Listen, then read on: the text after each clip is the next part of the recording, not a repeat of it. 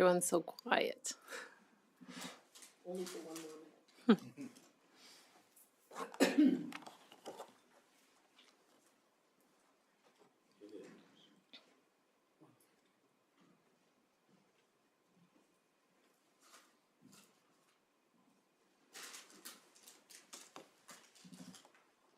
Good afternoon. It is Tuesday, February 24th, and I'll bring the regular council meeting to order. I'll start by acknowledging that the City of Fort Saskatchewan is located on Treaty 6 territory in Métis Nation of Alberta District 11. We recognize that we stand upon land that carries the footsteps of many Indigenous peoples, including the Nihilwak, Dene, Saulteaux, Blackfoot, Nakota Sioux, and Métis. The City honors the First Peoples of this land and is committed to fostering reconciliation through relationship building, knowledge gathering, and education.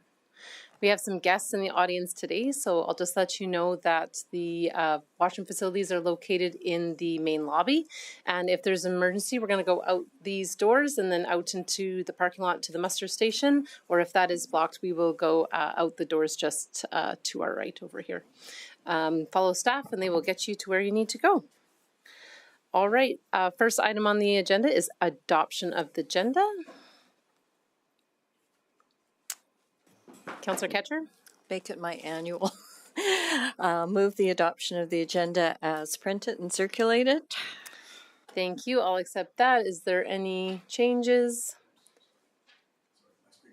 Okay, not seeing any. I'll close the motion. Please cast your vote. And we have Councillor Randhawa joining us online today. And that is carried. All right, our next item is delegations. So this would be the opportunity from anyone in the audience to come and speak to any items on the agenda that are not part of the public hearing. So for today, that would be tax penalty waiver request, new land use bylaw update, or bylaw C726, amend user fees and charges. And well, there isn't any notice of motions on there. Not seeing anybody coming up. All right, we'll move on to the consent agenda. I'll take a motion for that. Councillor Nguyen? Yeah, I'll move that council approve the following agenda items 5.1 and 9.1. Sorry. Thank you very much. So that's approval of the minutes and bylaw C726, amend user fees and charges. Is there any discussion or debate? Not seeing any. I'll close the motion. Please cast your vote.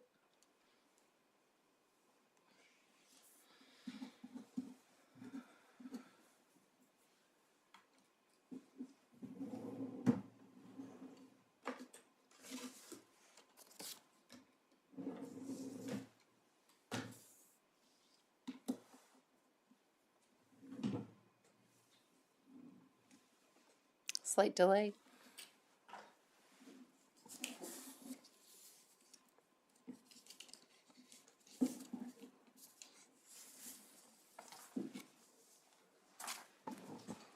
Through the mayor, we have to recast the vote, please. Sorry, can you say that again? We have to cast the vote again. Okay, no problem. Sorry about that. That's okay. Go ahead, you can redo your vote.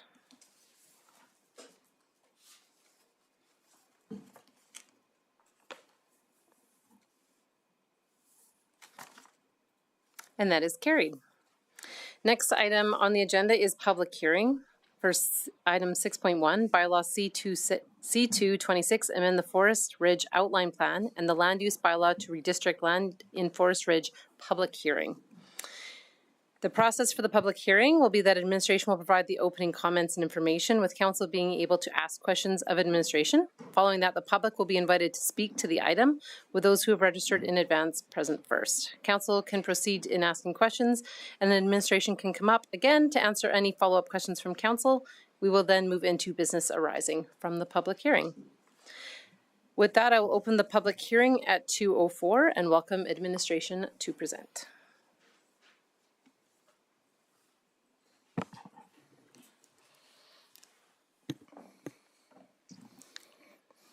Good afternoon, Mayor, members of Council. My name is Terrence Amra. I'm a planner with the city, and I'm here to present a brief summary of an amendment to the Forest Ridge Outline Plan and Bylaw C2-26 to amend the land use bylaw to redistrict lands in Forest Ridge. So I'll start with an outline of the presentation. I'll begin by giving a brief hierarchy overview about the planning documents we use and how those documents fit together. Then I'll move into the application. I'll discuss the location, the expected development, and proposed redistricting, followed by information about the outline plan and administrative support. And last, we'll talk about the public hearing communication process. Just to start, so this slide is a brief overview of the planning hierarchy. When it comes to planning, the Municipal Government Act establishes a framework, sets out a hierarchy of planning documents, what those documents do, and how they should relate to each other. And as you can see, it begins with the Municipal Development Plan, followed by the Area Structure Plan and Area Redevelopment Plans, then Outline Plans and Neighborhood Structure Plans, the Land Use Bylaw, which includes redistricting applications, and at the bottom are development permits and subdivision applications. The Municipal Development Plan is the highest level planning document that sets up high level objectives, long-term vision of the city, and gives direction to land use, transportation, parks planning, economic development, and related matters. An area structure plan is the next level of long-range planning, which focuses on an area in the city. Area structure plans may encompass multiple neighborhoods. An example is the South Fort Area Structure Plan. This planning document sets out policies and identifies general areas for residential, commercial, parks and open spaces, major transportation corridors, and infrastructure and servicing strategies. From area structure plans come outline plans and neighborhood structure plans, which focus on a smaller area, limited to one neighborhood. An example would be the Sienna neighborhood, which is located within South Fort. This plan is more precise, as it begins to show details at the block level, such as collector roads, local roads and lane location, housings, and parks and open space locations. Next is the Land Use Bylaw. Council regularly sees land use bylaw amendments as redistricting, text amendments, and refreshes. The land use bylaw and its regulations are approved by council, and they establish rules for subdivision and development permitting. After the land is districted, it can then be subdivided into smaller parcels. And once the land is subdivided, development permits are issued for buildings and how those buildings will be used. The Municipal Development Plan, Area Structure Plan, Neighborhood Structure Plan, and Outline Plans or amendments to those documents are approved by Council. Council may also approve subdivision and development applications. However, this authority has been delegated to the CAO, who appoints members to the Subdivision Authority and Development Authority to render decisions. Now let's get into the application. The amendment area is located within the southwest corner of Forest Ridge. A future school site is located to northeast of the subject area and includes a playground structure. A medium density site with a neighborhood service node is planned northwest of the subject area along West Park Drive. The amendment area is connected by West Park Drive, a collector road, with additional vehicle access from Willow Link and Woodbridge Link. These roads, along with nearby multi-use trails, support active transportation users. In September of 2025, Davis Consulting Group, on behalf of West Park Land Company, approached administration regarding their next development stage in Forest Ridge. They're proposing a mix of different housing types. The first housing type is a two-story townhouse on compact lots. An example of the two-story compact townhouse can be seen on the screen. The characteristics that make the two-story townhouses compact is the reduced site depth, reduced site width, and minimum one parking stall requirement. The other types of housing development is single detached and semi-detached dwellings on conventional lot sizes. Now, an overview of the proposed redistricting. The two-story townhouses previously mentioned will be developed through the FRSO Forest Ridge Street-Oriented Residential District. This is a special district that was approved by Council in 2024. The FRSO district is a special district as the application is limited to Forest Ridge only and cannot be replicated elsewhere. Approximately 0.5 hectares are proposed to be redistricted to FRSO to accommodate the two-story townhouses, and that area is shown in yellow. The single detached and semi-detached housing on conventional lot sizes will be developed by the RC district. The RC district is a standard district in the land use bylaw and is used across the city. Approximately 3 hectares of land are proposed to be redistricted to RC, and this area is shown in purple.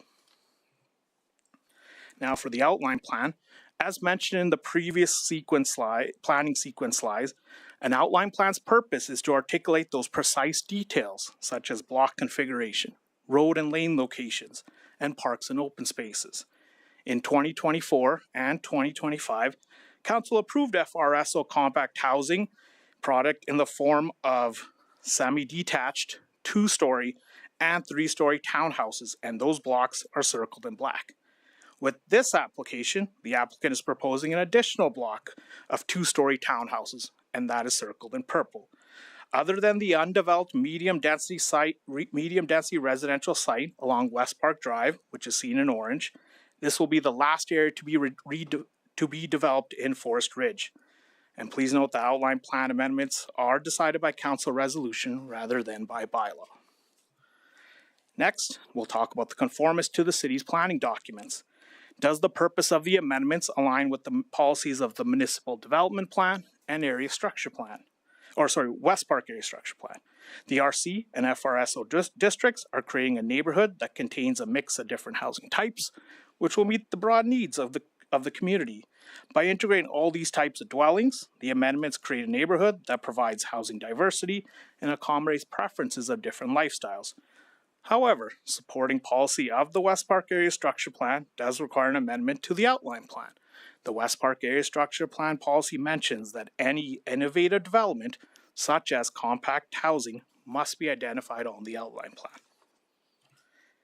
Administration supports the proposed amendment applications as they align with the policies of the Municipal Development Plan and the West Park Area Structure Plan. The proposed application contributes to housing diversity by providing a range of housing sizes and housing forms that offer choice and are compatible with existing and planned surrounding development. Following first reading, the public hearing was advertised in the Fort Record for 2 consecutive weeks. 97 notices were delivered to property owners within 100 meters of the amendment areas. Notice of the proposed bylaw was posted on the city's website and social media account, and 1 response was received. And please note this response was received after the publishing of the council package. The recommended motion is that council amend the Forest Ridge Outline Plan and give second and third reading to bylaw C2-26 as described in the council report. And that concludes my presentation, and administration is here to answer any questions that council may have. Thank you very much. I'll open it up for questions, starting with Councillor Ketcher. So I just have a simple question. When we're advertising these, when there's a school site that's located further behind, would it be appropriate to do a little bigger portion or drawing?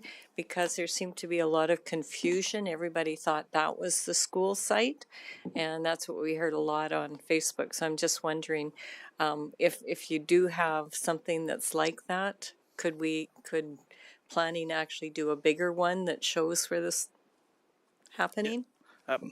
Through the mayor to Councillor Ketcher, I do understand and know about the comments that were received through social media accounts.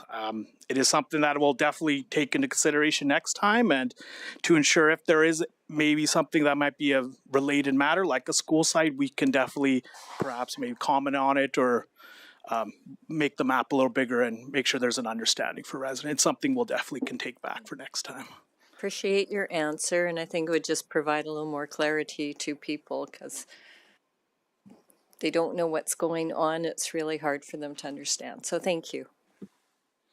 Thank you. Councillor Blizzard? Can you maybe explain who owns the land, that there's enough park already, or that the city makes sure there's enough parkland in the area of this? Because some of the comments that I've seen was that, well, we should just leave this as parkland. This was never designated to be parkland. I believe it's privately owned, was always future housing. So can you maybe just confirm that? Yeah, through the mayor to Councilor Blizzard. The land was not designated for parkland. So what, as through the planning documents, as I kind of talked about the sequence, the planning hierarchy sequence slide of different planning documents, we have area structure plan, then to outline plan. Those documents, as I mentioned, they do kind of show where you would have parks and open spaces, and then once you go into the neighborhood structure plan, they become more precise. So for this specific area, the land was designated for residential, so it would have been low density and medium density residential. So there was never any purpose to have parks or any plan to have parks in this specific area. Okay, and as I was going through this, I don't know if this is part of it, but some of them were only 12-foot wide lots on the townhouses, I believe, right? So would that whole line be that? Or are they only doing a couple of these? Because I still feel that's very small. Through the mayor to Councilor Blizzard, so the subdivision regulations do mention that the minimum lot size can be 3.6, and with a fundamental use provision saying that you must have a minimum dwelling unit of 3.6. However, to know the exact measurements, that is getting into the subdivision application, which I kind of mentioned is the next level where it would be taken by the subdivision authority and reviewed by administration. I believe the developer is here. They may be able to provide more information of what exactly is happening and the amount of lots, or what would be the word? The configuration of lots. That's the right word. So beyond this, council won't touch it. If we approve this, if all of a sudden there's 30 12-foot wide townhouses, they can be approved. We have nothing after this to say. So if we don't like that, we would have to turn it down here. So through the mayor to Councilor Blizzard, I'll say yes, as in this application will come back to council. But as to the review, if it's going to be, for example, you said 30 in a row, administration will look at that. We'd go through the review process, and from there, that decision would be made if it is 30 or it could be less or more. But Okay. that's part of the review process. Okay, thank you. Yeah. Councillor Harris. I wanted to follow up on Councillor Kitcher's question about social media and the school site. The school site has previously been designated. It has never been an issue. Are you raising an issue because this has become some sort of a social media issue? I don't follow social media at all. And, social media is kind of almost evil from that standpoint because things get totally out of control. So my question is, are you suggesting that somebody brought the school site over by Willow Link and Westbridge Link into question in some manner? Go ahead. I think the big thing is people were just confused. They thought that was the school site. So they couldn't see the school site on the map, and people were going, oh, we're losing our school site. So are you talking about the medium density? It's just a picture of what was on the map that was put in the paper because it's just a block. Yeah, so it's just so that for future that people can actually see it. Yeah, I would support as clear an advertisement as we can possibly get. But again, I don't put much credence in social media. It's a lot of noise, and I'm not sure it has much value other than the people that want to express concerns of their own right. So be it. But thanks for that clarification, Councillor Kitchen. Thank you very much. Can you just remind me, what is the percentage of parkland in an area that gets allotted? To the mayor, in an area structure plan or a neighborhood structure plan, 10% of the land is allocated as municipal reserve, so it could be schools and parks. Okay, thank you. That's what I thought it was. I'm not seeing any more questions for administration at this time, so I'll ask you guys to take a seat, a different seat.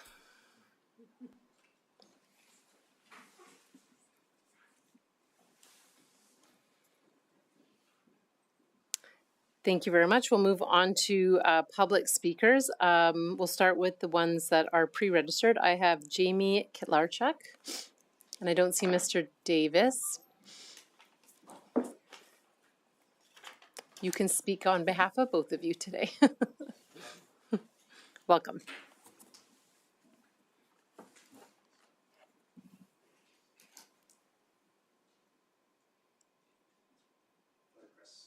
Yeah, push the button. It should be red. The microphone should be red. Yeah, perfect. So just state your name and how you're associated with the project. Yeah, good afternoon, Mayor and Council. My name is Jamie Kitlarchuk. I'm a project manager with Qualico Communities.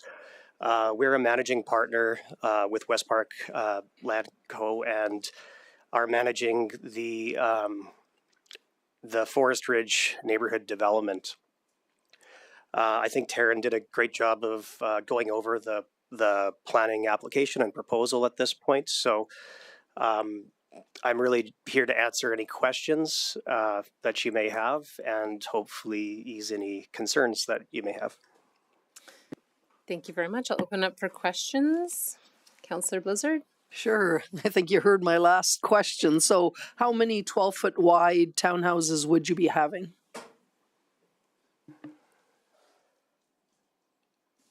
Through the mayor to Councillor Blizzard. So with this stage, just zooming in here, the only portion of it that we have planned for the two-story townhouses is the stretch in orange there.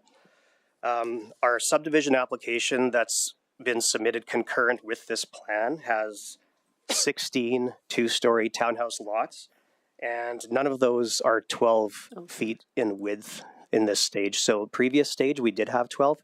Yeah. We have different options for the townhouses between the 3-story and the 2-story variety. And with this stage, with the 2-story, the 14 is the minimum width that we're going with. So will they all have garages? Through Mayor to Councillor Blizzard, when they're built, the end user has the option of adding a garage package to the initial build. So they're typically, like, the standard would be a parking pad, and the garage could either be built at the time that the main unit is built or at a time in the future, or not at all. Which is similar to what you would see for single detached or duplex with a lane, where they often offer a parking pad as sort of like the baseline with the garage as an upgrade. So these all have the rear lane? Correct. Okay, thank you. Councillor Nguyen. I think I asked this question about 3 years ago. It's not explicitly about this development, but in the build out of this area, there's no nodes or, like a gas station, Tim Hortons, 7-Eleven type of thing. And I always thought, I envisioned this area to have maybe a half-acre commercial parcel embedded just for an amenity, meeting point next to a park. Kids can buy Slurpees or do the rest of it. We don't have any services of that type in this area. So I'm just curious why you didn't bring something like that forward as part of the development and build out of the West Park extension. Through Mayor Macon to Councillor Nguyen, there was never a commercial node component planned in this portion of the ASP. The commercial was concentrated closer to the highway. There was not really any additional interest that we've received that would have supported additional commercial development in this space. I appreciate the question because as planners, we're always looking for opportunities to incorporate something that's a little more accessible to the local, the local community. But in this case, there wasn't really enough of a population density to support it, in addition to what's already built along the highway in such close proximity. Fair enough. My question stems from other neighborhoods in Fort Saskatchewan, on the other end of town from West Park, where I've heard that concern. It'd be nice to have this, close by, but I'll leave the design up to planning experts and developer expertise. Thank you. Councillor Ketcher. So, simple question. I've driven through there a few times with the first ones that were built, and I think about 98% of them had sold signs on them. So, are those sold to individuals, or are they sold to, like is that the market demand? Through you, Mayor, to Councillor Ketcher. Yeah, there has been a huge demand. I think part of it was there was a bit of a gap in what was available prior to these being brought on the market. So there was a bit of pent up demand, I think. But as soon as they came on, we had pre-sold half of both of those blocks before there were actually any buildings up. And yeah, when you're seeing a sold sign, that means they are sold. Like we have our builder who focuses and specializes on these fourplex multi-unit row houses. They are looking for other opportunities in Fort Saskatchewan for this type of product as well. Okay. And I'm just going to say a comment because we were really surprised and a little bit shocked when we saw sold. So obviously there is a demand for it. Correct. Question mark. There is. That looks like all the questions for you. So, yep, thank you very much. There is nobody else registered to speak. Is there anybody else that wishes to speak to this in the audience today? Not seeing any. All right, I will welcome administration back up.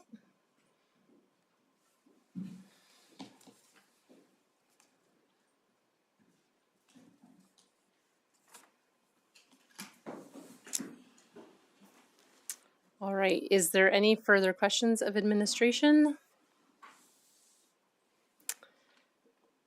Councillor Harris.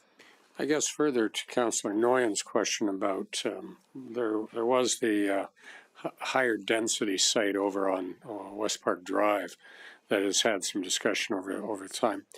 But my understanding, and I was going to ask the applicant this question, but it's not their land. But going forward, the land that's going to be developed south of Wilshire Boulevard will have some commercial nodes in relative proximity to this particular development. Is that not correct? Through the mayor to Councillor Harris, just to ensure I got your question correctly, you're inquiring about the parcel to the south of West Park? Within the node within that parcel? Yeah, we've got Wilshire Boulevard, and south of Wilshire Boulevard, we're going through a planning exercise at the present time. And in that development concept, in that, I guess, call it half of a quarter section, there is some provision for neighborhood commercial development of some type, is there not? Through the mayor to Councillor Harris, correct. Yeah, there would be a node within that quarter section parcel. There would be commercial with a neighborhood service as well. Yeah, and that's fairly typical as development takes place. While it may not be in this context because of density and the demand for that type of land use, it could conceivably come in the future and ultimately meet the needs of the people that will ultimately live in this area. Through the mayor, Councillor Harris, correct. Yeah, that could be. It would be an option for commercial, for these residents. Okay, and I guess we'll see that as that planning framework comes forward for further discussion. Thank you. Thank you. Not seeing anybody else, I'll close the public hearing at 2:28, and we'll move into business arising from the public hearing. Welcome back. Thank you, Mayor Makin. So just to begin with the motions, we'll start with the first one. First motion would be that council amend the Forest Ridge Outline Plan as described in the council report. Thank you very much. What is the wish of council? Go ahead, Councillor Harris. Along that line, I would move that council approve the amendments to the Forest Ridge Outline Plan as attached as Appendix B to the February 24th, 2026 request for decision, specifically with subsections A and B. I'll accept the motion. Do you wish to speak to it? I think we're moving ahead. I understand, obviously, from the discussion that there were some concerns in social media. I understand that. But this area has been planned for as long as I can remember, and I've been involved with the planning for this area for many, many, many years. So it has always been proposed to be residential development. So I think it makes sense, and I support moving forward on it. Thank you very much. Is there any discussion and debate? Not seeing any. Do you wish to close? Nothing more. Thank you very much. I'll close the motion. Please cast your vote.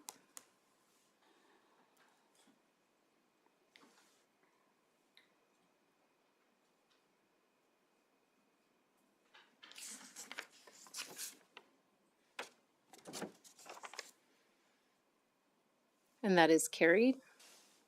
Do you wish to continue? I would defer to anybody else on council who might wish to put forward second reading. Go ahead, Councillor Nguyen.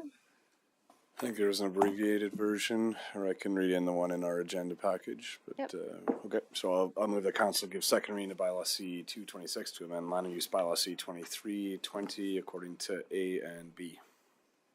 I'll accept the motion. Do you wish to speak to it? Yeah, sure. It's great to see that there is initiative and a development plan to have this area built out. We've seen a vacant pocket kind of between the Forest or Windsor Point, neighborhood down by the ball diamonds, and that being filled and grown into West Park Way. And so I think this is in due course a development and contiguous development so that we can continue growth and to annex lands and look forward to future build outs and more growth. So this area is actually a forest. When I was a child living very close by, and it was my stomping ground for running and quadding and mountain biking. So I've seen a lot of changes in the last 35 years since I can remember, but certainly glad to see that it's being filled out with the remaining pocket inside the neighborhood. Thank you very much. Councillor Ketcher? So I'm going to support the motion. I just want to make a comment though, because I don't think the part about the commercial node was actually answered well. Living in West Park since it was basically incorporated, and I'm only a couple blocks from the 7-Eleven, I don't think people want a whole bunch of commercial mixed in. I think the way the planning has proceeded to date has been sufficient. There's a 7-Eleven and then you get out and there's a Friesens and that commercial node, and everybody that's coming into West Park, and then as you come off the highway, now you've got McDonald's and A&W. Everybody has access to these commercial nodes, and usually within a block to 2 blocks of them, there's so much garbage and litter that occurs from them, which really bothers me all the time. But I think people really have a greater appreciation for having a park development, having access to the river valley, to having access to the trails, and especially in this area, having access to West River's Edge. So I actually commend you and the developer on not putting commercial development deeper into that area, because I think it would just take away from the beauty and the serenity of what people are actually looking for. So I just needed to make that comment because I think we have enough that's pushed further out. So, but I do support the motion. Thank you very much. Not seeing anybody else. Councillor Nguyen, did you want to close? Not a problem. I'll close the motion. Please cast your vote.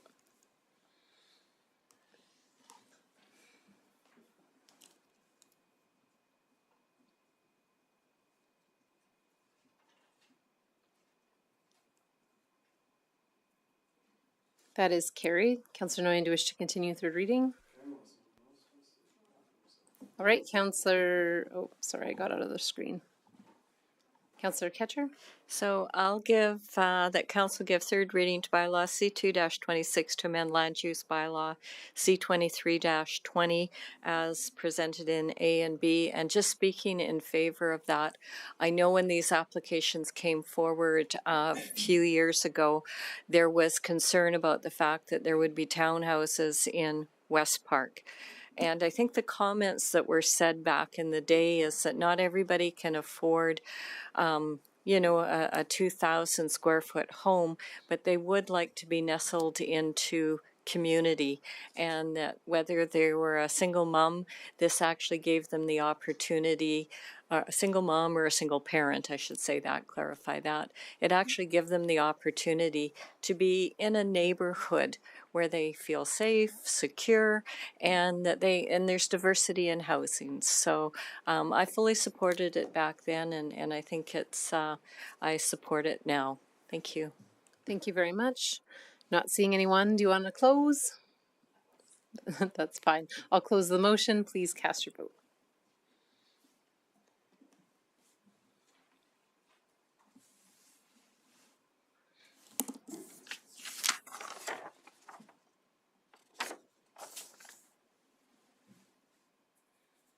And that is carried.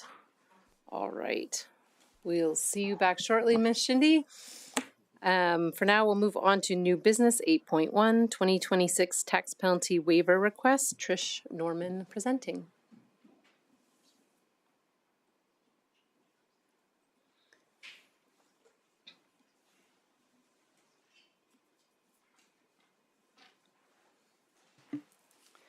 Good afternoon, Mayor Macon and members of council. My name is Trish Norman, Revenue Services Coordinator with the city. I'm here this afternoon requesting council's decision on an application for waiver of property tax late payment penalty.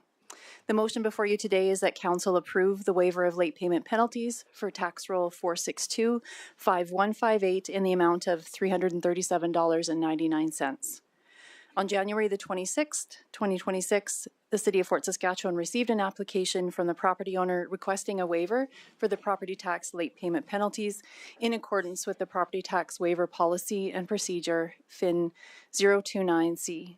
As of January 13th, 2026, the property owners have paid the full balance of outstanding property tax arrears, including late payment penalties.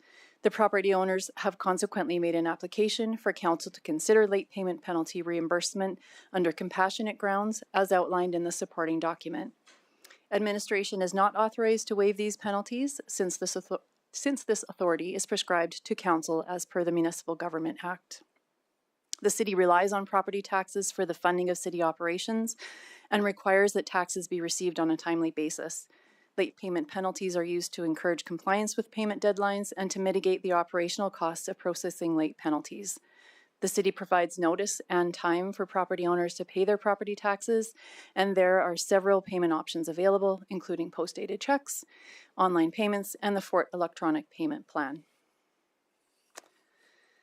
Pursuant to Section 4.2 of the Property Tax Penalty Waiver Policy, Council may consider tax penalty waivers when there is an error in fact, when penalties are associated to a property which is exempt from property taxes, when there are compassionate grounds, or in accordance with other matters that Council deems acceptable.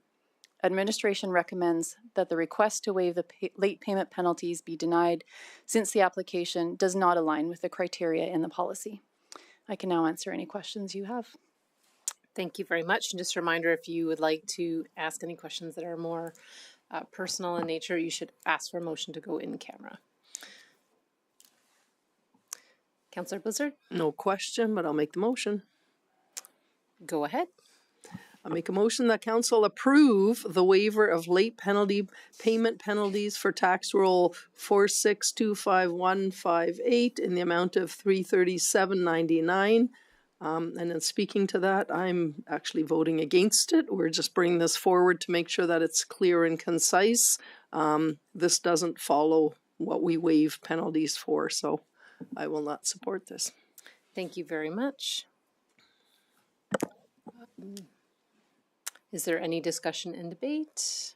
Not seeing any, I'll close the motion.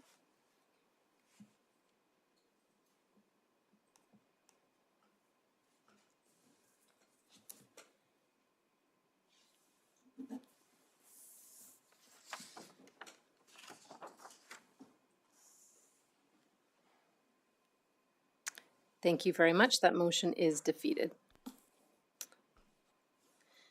All right, moving on.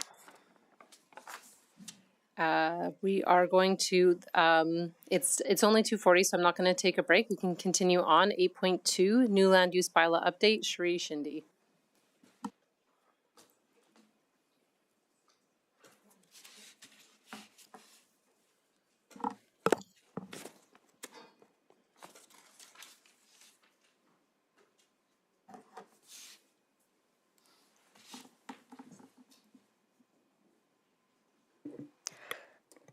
Good afternoon, Madam Mayor and members of council. My name is Shri Shinde. I'm the manager of current and long range planning, and I'm here to present an update on the new land use bylaw project. Although the project started in 2023, this journey really started way before that. And because some of the council members were not part of that journey, I'm going to do a quick recap here. In 2017, we started My Fort, My City, My Say engagement that informed then council's strategic plan. We continued with this engagement campaign and had many conversations with the residents to understand their experience of living in the city of Fort Saskatchewan and their aspirations for the future of the city. This was the foundation of the city's municipal development plan that was adopted in early 2021 and gave us the roadmap for the growth and development as the city reaches the population of 50,000 residents over the period. Later in 2021, we initiated the background work for the new land use bylaw and engagements with the residents of mature neighborhoods. Working groups were formed to get better understanding of the unique characters of the mature neighborhoods. After a series of workshops and walking tours in 2023, we started drafting of the new land use bylaw.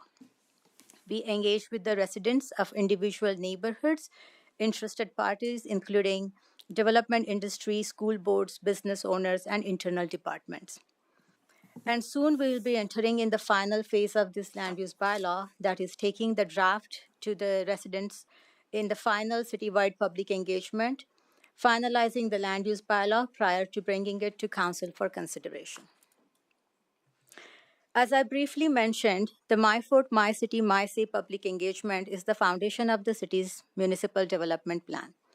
It is through this engagement we found out what are people proud of and what do they cherish.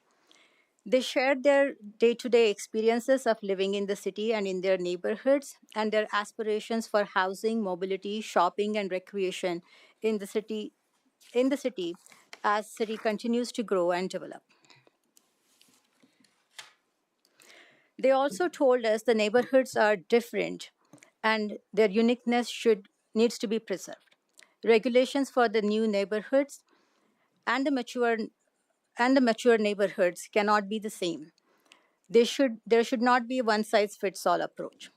The MDP recognizes unique areas within the cities, which are established neighborhoods, which is the Pineview area, developing neighborhoods, South Fort and West Park areas, mature neighborhoods, and downtown area shown in red. Future urban area will house the new neighborhoods of the city, and it's shown in the light yellow here. MDP is the blueprint of the city that sets the long-term vision and objectives, and the land use bylaw is one of the critical tools that helps achieve the MDP's objectives and vision. Land use bylaw regulates use and development on privately owned properties. It divides the city into multiple districts, and each district articulates permitted and discretionary uses, minimum and maximum lot sizes, building heights, setbacks from the property line. The district can also articulate what building and property should look like. The current land use bylaw has some standard districts such as R1, R2, RC, RMM, C1, C2, and so on. And these districts can be replicated anywhere in the city.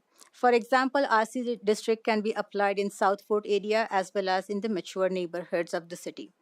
This system does not deliver customized and context-appropriate regulations for different neighborhoods. Since the pandemic, we have seen a shift in the development and housing trends. Standard districts of our current land use bylaw do not address these new trends. Therefore, we have witnessed a surge in the land use amendment applications for special districts.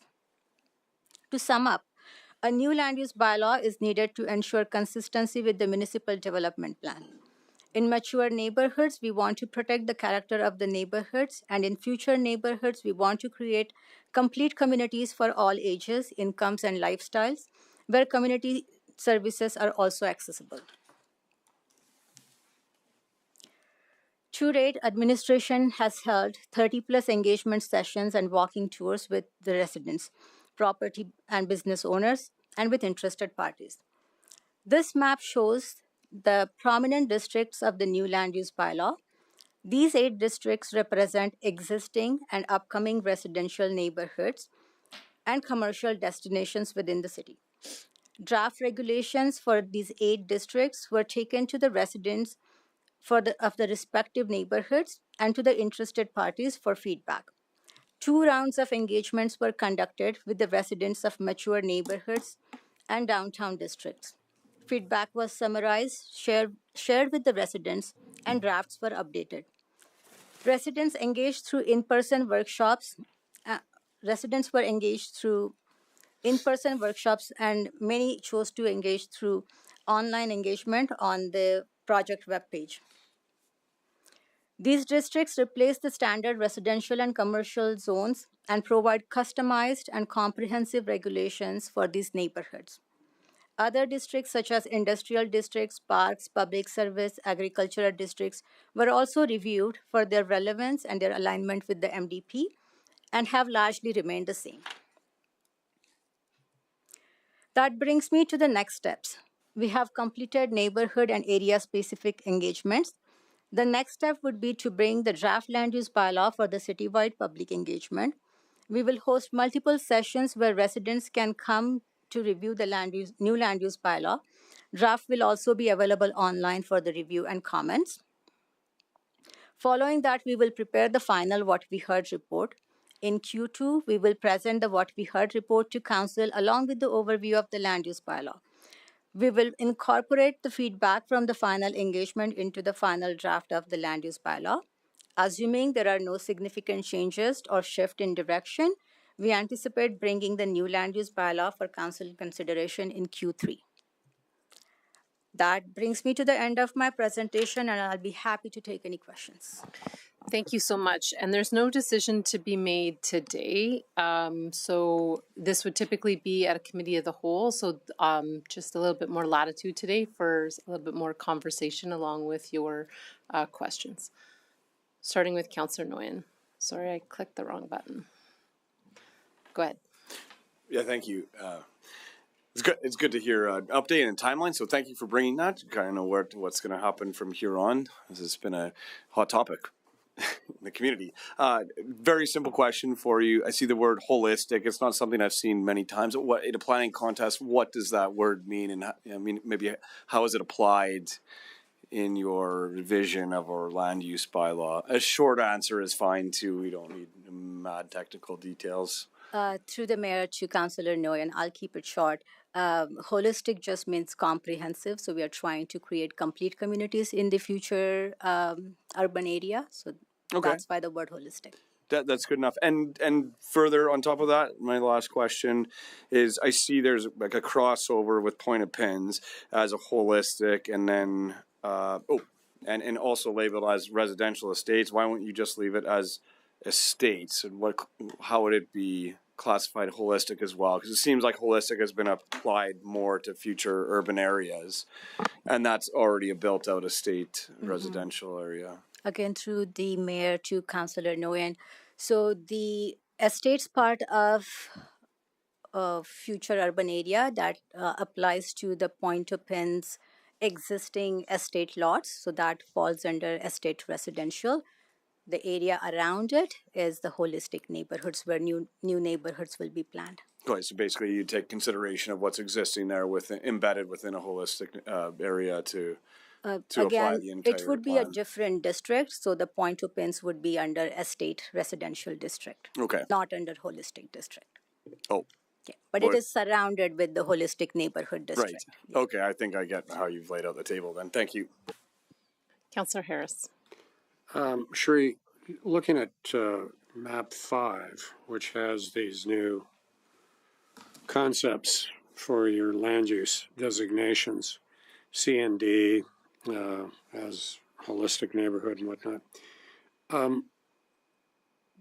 I personally need a heck of a lot more information than this, because I look at this map and I see all of the area that earlier you had showed, as a future employment area, industrial.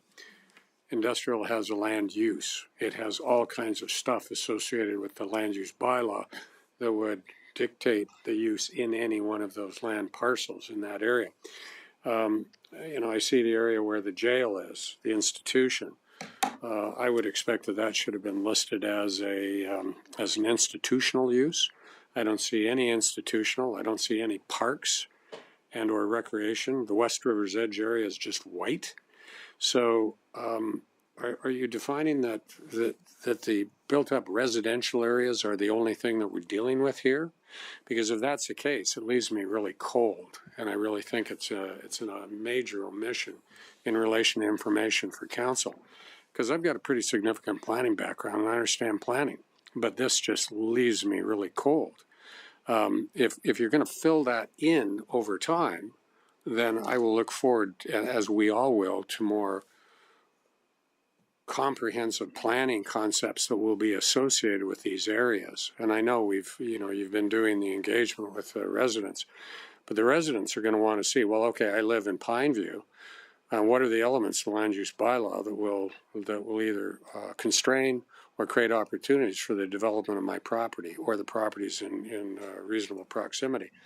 So that map 5 is, talk to us about what does that really mean?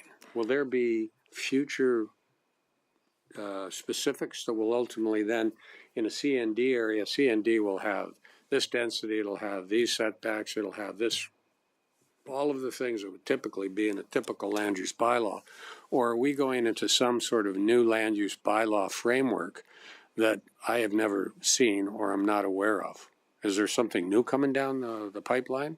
If so, I think we're going to have to spend a lot of time going over that to better understand it, as a decision-making body, to make sure that we're doing really good planning for our community going forward. So that's a lot, but it leaves me kind of cold. So how do you address that?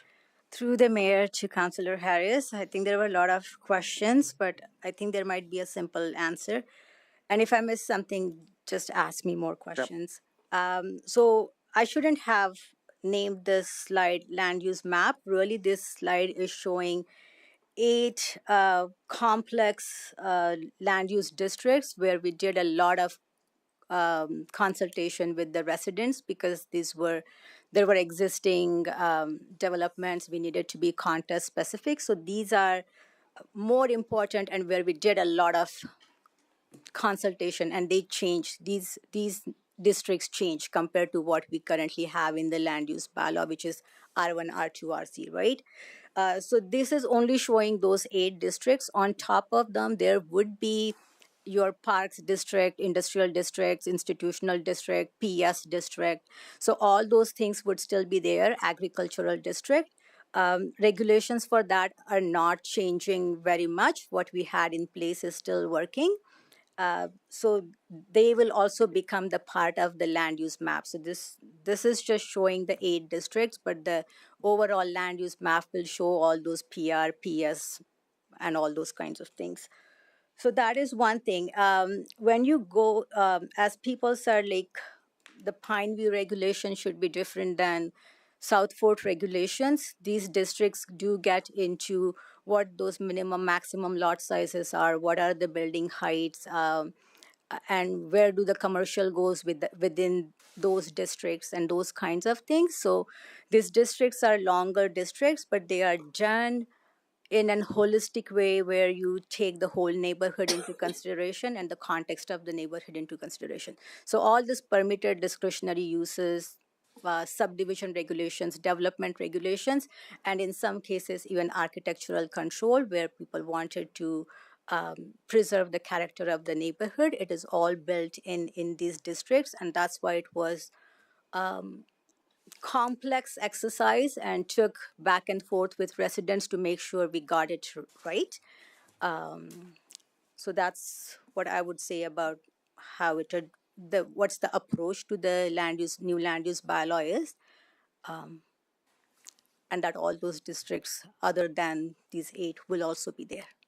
Okay, so within the time frame of the development of this new legislative framework, for our planning environment going forward, council will ultimately be exposed to specificity in each one of these land use areas, including the employment areas, including the institutional, including all the natural areas that we might have. So that will all be there, and we will, as we go forward, we'll be able to see that in lockstep in relation to how we ultimately are going to approve a final document. Through the Mayor Councillor Harris, that is correct. Like when the next public engagement we do, we will upload all the drafts of the districts online. We will also do another update with council, and we can provide the highlights of those districts to you at that engagement. What was the other one? And the other, yes, so you would be approving land use bylaw regulations when this comes for consideration, but you would also be looking at the neighborhood structure plans and what goes where in that context as well. So those are the two main documents you would approve, which would tell what kind of development goes where in the neighborhoods.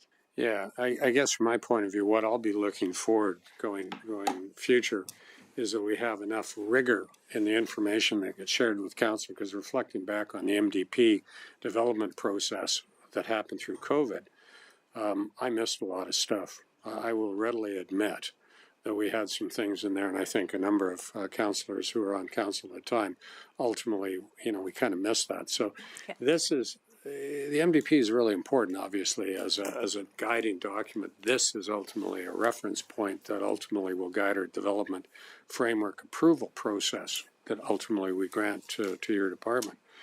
So ultimately, as we go forward, I'll be looking for, and I suspect the rest of the council will be looking for the specificity so that we can really understand when you get through the engagement process with the various neighborhoods residentially, that we will ultimately have a complete document we'll understand. And I see we have our new planning director who's sitting in the audience today. Welcome, Lindsay.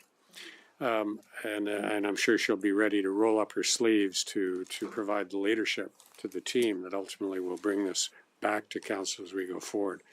So I think that's a really good thing. So thanks. I just was feeling a little cold, and I don't know how the rest of council felt, but if this is a staged process, then I'll stand back and I'll be pleasantly surprised when we work through the diligence and the specifics. So thank you. Ms. Smith-Duguid?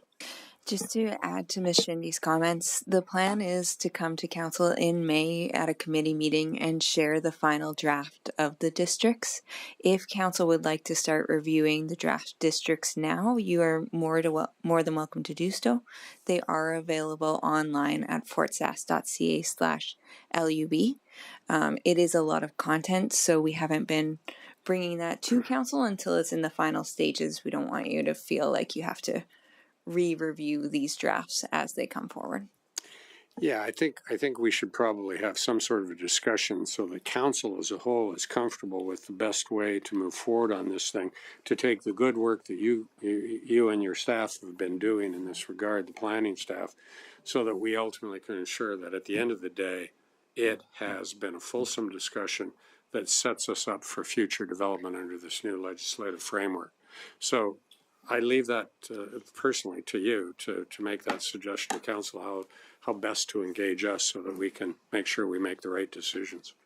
So thank you. Councillor Ketcher?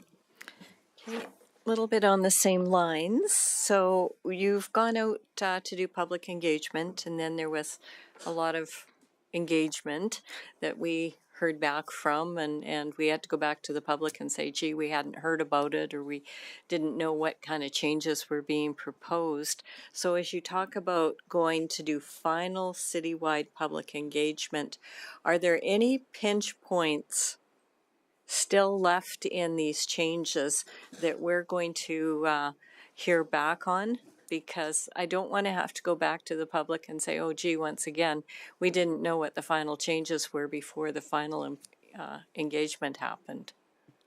So through the mayor to Councillor Ketcher, we feel we have taken residents' feedback into consideration and we have updated the districts. We have addressed most of the pinch points. But that said, we will never be able to satisfy everybody. So you may still hear something, but we feel like major concerns are addressed. And so before we go back to public, we will provide you with some information that basically shows what is in the current land use bylaw and what is changing. So that should give you some idea of what has changed. But that's what I would say for that. But I don't know about the pinch points at this point in time because we did 2 rounds of engagements. The comments that came back from second round of engagements, we have addressed them, but that hasn't gone back to public yet. That will go in the next round, right? So we will see if we really satisfied them or not. Okay, and that would be appreciated if we can know which ones maybe are still looming out there, just, you know, in case there is something that we see as a pinch point. And Ms. Janelle Duguid-Smith answered the other one. It's a large document because we will need more than a week to review it from a Thursday to a Tuesday. And for me, I'm going to need a printed copy. I'm going to, like budget, I need to be able to write on it. So thank you. You're good. Councillor Randawa?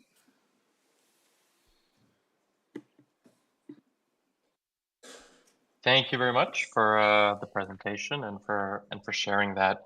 I guess a question that wasn't quite clear to me throughout all this is, if I'm a resident in, let's say, Pineview or the Estates, how many times have I been engaged thus far in the process, and how many more times do we expect those individuals to be engaged before council votes on this? Through the mayor to Councillor Randawa, if I have to start from the beginning, so from 2021 to 2022, we formed the working groups, and there was a working group for Pineview neighborhood as well. There wasn't because it's a mature neighborhood. So we engaged Pineview at that time at the early stages, and since the drafting of the land use bylaw has started, we did 2 rounds of engagements with Pineview and estate residents. We feel like we have heard their concerns and addressed most of them, and we will take the revised draft to them in the citywide engagement now. That would be like the final engagement with all the residents. And then their next chance would be, so we would again take the comments, update the document as needed, and then likely go for council consideration, and public hearing will be another chance for the residents to talk about their concerns or provide any feedback to council themselves. Okay, thank you very much. I don't know if you have this answer offhand, but throughout this land use bylaw update process, which has taken a few years, how much have we as an organization spent on this? Through the mayor to Councillor Randawa, I don't have the exact number at the top of my head, but I want to say around 150,000 on consulting when the consultants were trying to help out at the beginning of the projects. And after that, we have undertaken this work in-house. So most of this work has been done in-house. Okay, thank you. That's it for questions. I guess a comment for myself. I know Mayor Macon gave us some latitude. I share a lot of the concerns, I would say, Councillor Harris and Katcher brought forward. This has been a big process, and as a new councillor, I only got to hear maybe the tail end of this during the election process. But I think going forward and going into the future, we should reevaluate how we have done this, and where key learnings can be placed. I would take even this presentation as an example. I don't really understand still what the intent of having it as part of this agenda was, if we were going to bring it forward, part of a committee of a whole going forward. And I think this should have just been brought forward as part of the committee as a whole. I also just question how many times we've gone to residents and continue to go to residents when we as a council still, really haven't dived into it yet. And with, attention spans so valuable for our residents when we engage them, I question why we continue to go to them so many times when we as a council don't even get into it. And then we get, I think Councillor Ketchler said, well, like we get pinch pointed. So those are some of my comments for now. I'll save some of them for later, but appreciate the presentation. Councillor Wesley? All right. Well, thank you. I think maybe I'm the lone member of council who's taking his perky pills today because I kind of like this. I like the fact that something was presented by administration. You got a lot of pushback and a lot of feedback from residents. You adjusted to that. You changed the plan. You came up with a plan that seems to incorporate most residents' concerns and comments. And I think this is one of the great things about local government in Fort Saskatchewan in particular is that, we are the level of government, or we are the city government that actually listens to our residents and then incorporates their concerns into our land use planning or into our bylaws and law and regulations in general. So I just want to say, great job on staying open-minded. I think it's fabulous. I think it's a lot better than where it was maybe, what was that, a year or two ago? And I think residents are going to be far happier with the way this is going than they were maybe a short while ago. So, keep it up. I look forward to the deeper discussion into it, but thank you very much for the progress so far. Councillor Blizzard? Just a little question. So when this is presented, do we get it? Are there commonalities between all the districts that are going to be listed first and then it goes into each individual one? Or is each one treated as here's the document, but here's part A and B and C? Through the mayor to Councillor Blizzard, there would be some commonalities, and we always had them, like, so general regulation sections of land use bylaws. So, for example, parking requirements, landscaping requirements, access requirements, backyard dwelling regulations. Those kinds of things there are always regulations that apply to most of the development in most of the districts. But then there might be a district where you want to do something above and beyond just general regulations. So you might have enhanced landscaping requirements or enhanced parking requirements, and that would go in that particular district itself. So that's how this is treated. But again, when it comes to subdivision regulations, development regulations, they are different. So for example, in HND district, which is for the future urban area, those lots are going to look different than what you see in Old Fort. So in Old Fort, we are saying when you are doing front yard setback, be respectful of what's on both sides of your particular lot, right? And then there is a range which is similar to what you see in the current development. So you have those specific specific regulations that you will see different in Old Fort versus Pine View versus future urban area or the holistic neighborhood district. But then there would be general regulations like minimum parking requirements or how parking is done, landscaping requirements, which would be similar to all the districts. I guess what I'm looking for is, are we going to make this so it's kind of an easier read so we can have, here's the commonalities with all of it. Maybe we can even read it if there's not going to be a ton of changes on it well ahead. And then here's whatever the different areas are, the downtown district, here's this.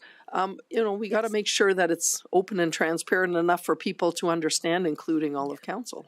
So through the mayor to Councillor Blizzard, yes, the goal is to make it easier for everybody to understand, keep the common themes together, but just given the nature, how different the neighborhoods are, those regulations are going to be different and they're going to be in specific districts. Oh, I totally understand that. I just, yeah. But when we have that and you have more of a concise, specific ones, I think it's going to make it more readable. And then we have all the common ones. Here's the first ones. They apply everywhere. Yeah, thank you. Councillor Nguyen. Yeah, it's a quick, easy question on your maps. I think it's Bridgeview. I'd have to look back when it's PD, and it's not labeled in the legend. I just wanted to ask what that was titled as a district. PVD. Through the mayor to Councillor Nguyen, I believe Bridgeview area, just given its age, it is part of the conventional neighborhood district, so it is tied with the South Fort and West Park. But it has a different label, which is PD in the map on page 7 of your presentation.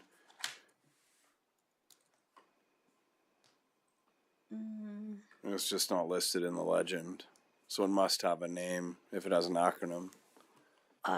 Through the mayor to Councillor Nguyen, I think that's a little bit outdated. It should be part of the CND district. Okay. Yeah, fair enough. Easy answer. Yeah, if I read this presentation, the intent of it correctly is just to show council a timeline of kind of what to expect and to keep our appetites wet for the next presentation. It is been an iterative process. We've seen, especially with the last council, we've seen the work that you've been doing. We've heard from residents when public engagement has been happening. Just the fact that you did public engagement raised a lot of speculation into your department from residents, and so it should be, as these are the areas that people live. So I just want to make the comment that I think I grasp kind of the intent of this meeting, and it's to show us where we're going here within the next short months. As council, we've been forced to look at the website and become educated enough with the drafts and the engagement that's been going on to be able to answer questions, especially, and thank you for playing this over an election cycle, because that really made me at least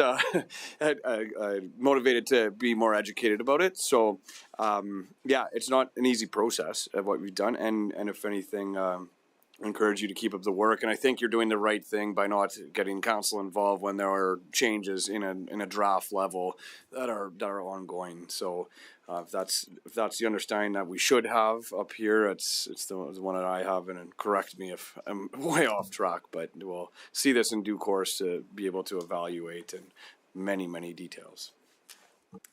Thank you very much. I'll just make a few comments. It's been quite a process. I'm excited to see this coming back this year in Q3 to finish up. I know that there was a lot of frustration out there with the initial information that went out, but the whole point of it was public engagement. The whole point was to get their feedback, and they provided it. So to me, it appears so far that we've done a pretty good job of incorporating those changes. And I guess I just share the other people's concerns, just about how it gets presented to the public next. And I'm hoping that we can get the dates for those public engagements sooner rather than later. And then council can be aware of where they are, when they are, and perhaps start reading up on that stuff that's on the website so that we can be prepared to answer questions from the community. So, but it's continuing on in due course, and I look forward to continuing the process. Not seeing any other comments. That is it for you, Ms. Shindy. Thank you very much. Is there any notice of motions? I believe there is one at least. Thank you. Go ahead, Councillor Blizzard. My notice of motion is that by the end of April 2026, administration provide a report that explains the advisability, feasibility, and considerations related to the options for city support as set out in the February 10th, 2026 Fort Saskatchewan Golf and Country Club presentation to council. I think that should be Golf and Curling Club. Thank you very much. And administration has a copy of that, I'm sure. Is there any other notice of motions? Not seeing any. Points of interest. So I'll just start on this one. I just wanted to welcome Lindsay Butterfield, our new Director of Planning and Development. She is here today. So thank you very much. Welcome to the City of Fort Saskatchewan. And then also I'm headed to Ottawa tomorrow with Alberta's Industrial Heartland. We have a full day of meetings looking to support the development of policy that ensures Alberta's industrial heartland remains competitive and has the best business case for industrial development moving forward. Anybody else with points of interest they wish to share? Not seeing any. Councillor inquiries? No? Are you just doing the motion for going? No, just point of interest. Oh, I'm sorry. Go ahead. Point of interest? Just a comment about, I think our roads crews and our parks crews have been doing a great job of handling snow over the last little while. And so just kudos from that standpoint. It looks like we've started the snow removal in the West End again. And will that work through the whole city again? Yeah, through the mayor. I was actually going to bring this up in my city manager update, but there's nothing, it's fine for open session too. So we are going to do another residential clear. Will be citywide. To avoid overtime and try to minimize the costs, we'll do probably over a 12-day stretch. The roads aren't terrible right now, but our thinking is, and we've done this in the past and had a lot of success with it, where if we do some clearing later in the winter, we see a lot of benefit in the spring when the melting starts. So that's kind of the primary driver of this one, is just to try to get the snow off, and then that'll just help us out in the spring. So in conjunction with that statement, will the roads crew be then removing some of the very large deposits of snow that have built up on boulevard areas? I know that they've done a pretty good job, like in West Park, that I see more often than not. They've done a pretty good job where there tends to be maybe a boulevard on one side and then a sidewalk on the other. And they basically take it to the boulevard, but they've been taking the boulevards, the snow accumulations out, but further up towards, I guess, where I live, it is really quite constrained. So the question is, will they actually be removing some of those, which will help with the melt in the spring? So through the mayor, they will be doing a little of that, but only in very select places where they know that issues may occur. There won't be a widespread effort to remove windrows, but they kind of know in any neighborhood that's been around for a few years where the issues are, and they'll look at that there. Helps with drainage as we start to get into the melt period, in other words? Yeah. The intent of this one is really to help us in the spring. We get a lot of benefit if we can keep the roads clear going into a warmer stretch. Anyways, my point was roads and parks have been doing a good job, so let them know that we think they're doing a good job. We appreciate that. Councillor Ketcher.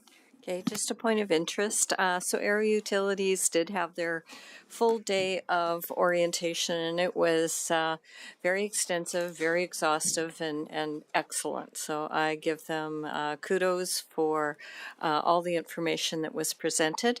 For the next level, though, they are going to be sending out invitations to members of our council, and I think to administration, to do like little mini workshops so that you can come, educational workshops to learn more about what's happening with Aero Utilities, and open a conversation, or allow anyone to ask any questions, but really provide some information because it's very difficult for them to get to all the councils over a year's period to give the same information. So I think the educational workshops are going to be very informative, and when you see it maybe pop up, that's what it's about, so maybe sign up for it. Okay, thank you. Thank you. And I forgot one more, sorry. Tomorrow is Pink Shirt Day. Just a big shout out to the Boys and Girls Club for their leadership on anti-bullying in our community. And I hope you will join Deputy Mayor Councillor Blizzard tomorrow at the walk at 3 p.m. To the proclamation at Co-op. Yeah. Is there any councillor inquiries? So that's pink. This is pink, yes. Not seeing any, I'll take a motion to move to in camera. Counselor Ketcher with the faster draw. Go ahead. I make a motion to go in camera for items under Access to Information Act. Thank you. I'll accept the motion. Please cast your vote. You can use your, hold up your thing if you have so closed your iPad.